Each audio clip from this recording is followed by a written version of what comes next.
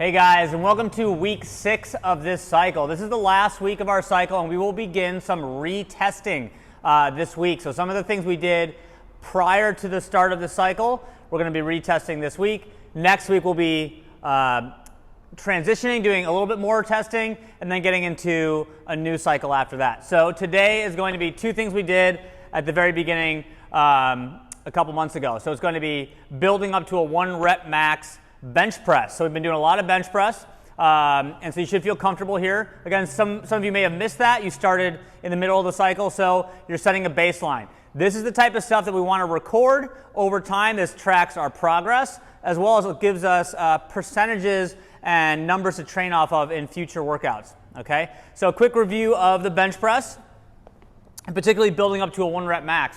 Right, so we don't want to do a ton of volume as we build up. We want to get warmed up, which the coach will help you with, and then probably start off with something like a set of 5, a couple sets of 3, building into singles after that. When you get to those heavy singles, setup is really important. All right, so remember our key points.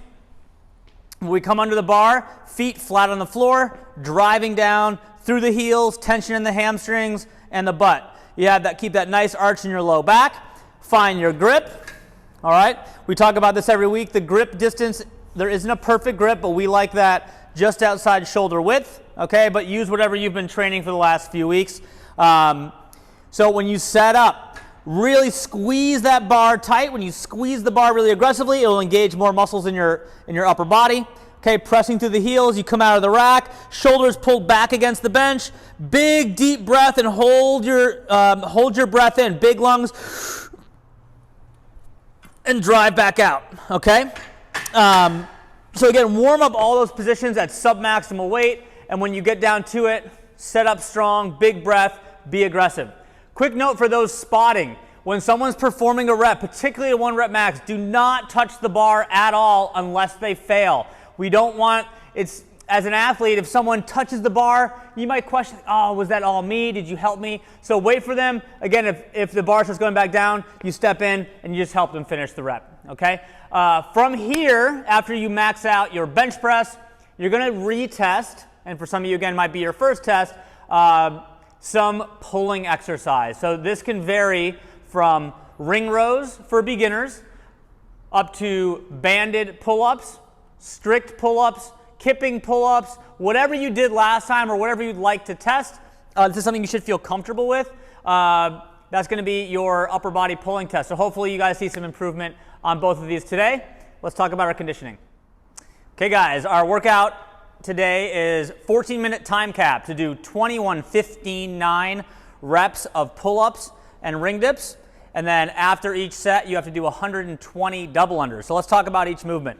The pull-ups, okay, this should be something you're comfortable with. So most people here are going to be using a band.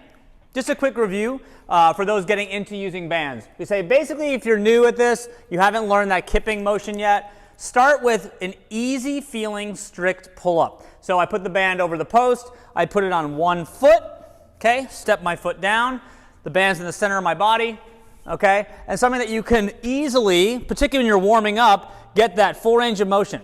Okay, what you'll notice naturally as the body gets tired, right, the arms are weak, we want to start using some bigger muscles, our lats and our hips. So a common thing, we call this the grade school kip, is learning, you get tired at the top, maybe bringing your knees up, popping your hips, okay? Naturally, you also start doing this, a little bit of like swinging, okay? But the idea is just start with that basic banded strict pull-up, okay? Really prioritizing range of motion, and as you get more confident in that end range, you start to use your swing and use your hips a little bit, all right? Of course, this goes all the way up to a lot of athletes are comfortable with kipping pull-ups.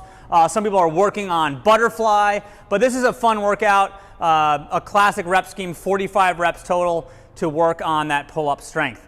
From there, we're gonna go to the ring dips. Now the ring dips are going to be probably a little bit harder, might slow you down a bit in comparison to the pull-ups.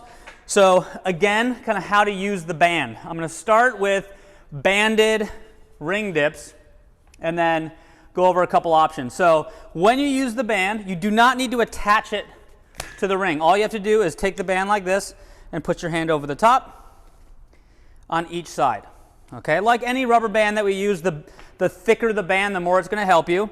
But I also like to put my foot into the ring dip. A lot of people do their knee, and the reason I don't like the knee as much is because when people try to finish the movement, when they try to lock their elbows, the band isn't really giving me any help here, and people end up not locking their arms out. We want to make sure we get that good range of motion. So I like putting the foot in, okay?